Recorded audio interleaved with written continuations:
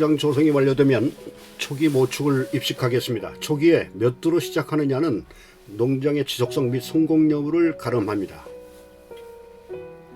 아무런 부담도 없이 20 또는 30마리로 시작하면 성공하기 어렵습니다. 소득점인 400두에 이르려면 적어도 4, 5년이 걸리기 때문입니다. 4, 5년을 견디지 못합니다. 견디기만 하면 되는 게 아니고 그 기간 동안 계속 사료비 등이 들어가는데 이를 이길 장사가 없어요. 여기에 흑염소 가격이라도 떨어지면 흑염소는 답이 아니라고 판단하고 정리하게 됩니다. 지난 2016년에서 2019년 기간 동안 두드러진 현상입니다. 이 기간 동안 흑염소 사육 초보인 분들은 아무리 고민을 해도 장래가 없어 보입니다. 사육 두수가 늘어나면서 사료비는 늘어나는데 매출액이 보잘것없고 생산비에도 미치지 못하기 때문이지요. 또 하나 중요한 것은 사육 초보인 경우 매출선을 확보하지 못해 마을마다 돌아다니며 염소나 개를 수집하는 분들에게 팔아넘깁니다.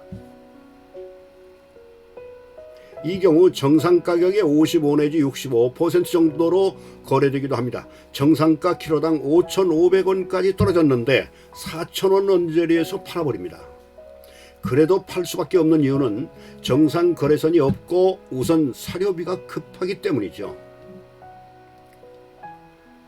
사료비 부담을 줄이기 위해서 이것저것 고정적이지 않은 먹이를 공급합니다. 먹이를 자주 바꾸는 것은 매우 좋지 않습니다. 그전처럼 중탕으로 사용하지 않고 고기로 소비되는 만큼 비육이 되어서 정육률이 높아야 하는데 이 경우에 정육률이 저조하게 됩니다. 정육률이 떨어지면 고정된 거래선 확보가 어려워지죠. 관련 내용은 향후 19회차 흑염소 출하에서 말씀드리겠습니다. 흑염소 사육 초기 모축 100두로 시작해야 하는 이유입니다. 100두로 시작하면 2년이면 소득점에 올라설 수 있습니다. 한 달 사료비는 농어사료와 조사료를 포함해서 약재비 등 모두 합해 130에서 150만 원 정도 써야 됩니다. 10개월령 이상의 성축 기준입니다. 처음 입식한 모축은 8, 9개월 후 일산 자축을 생산합니다. 3개월 수유 기간을 거친 자축은 어미로부터 분리해야 합니다. 흑염소는 분리 사육이 기본이죠. 그렇지 않을 경우에 근친 등으로 성축의 품질을 보장받지 못합니다. 품질이 좋아야 거래선이 확보됩니다. 분리 사육을 설명합니다. 모축 12를 기반으로 설명합니다. 8, 9개월 차에 일산을 생산하는데 3개월 수유기간을 거쳐서 암수를 구분하여 모축과 분리합니다. 수컷 따로 암컷 따로죠. 수컷 7마리는 21개월 차에 출하가 가능합니다.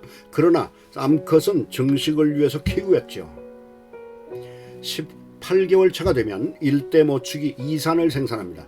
이때도 3개월 수유 기간이 지나면 암수를 따로 분리하겠죠. 27개월 정도의 2대 암컷이 3대 자축을 동시에 생산함과 동시에 1대 모축도 3산을 생산합니다. 이때도 수유기간 3개월이 지나면 암수를 따로 분리하죠. 지금까지 설명한 것만으로도 1대 모축 1칸, 1산 2대 2칸, 2산 2대 2칸, 2대 2산 2칸, 3산 2대 2칸 등 총 9칸의 염소가 분리되었습니다. 27개월 차까지 염소 숫자가 총 몇 마리가 됐을까요? 정확하진 않겠지만 통상 폐사율 20% 정도로 보고 52마리가 되었습니다. 일산 2대 수컷은 21개월 차에 출하되었기 때문에 제외했습니다. 처음 시작할 때 100마리로 시작했다면 지금 몇 마리가 됐을까요?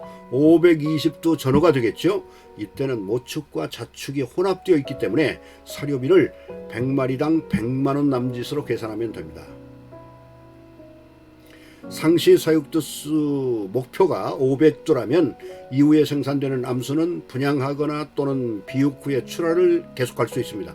축사도 총 두수에 맞게 조정합니다.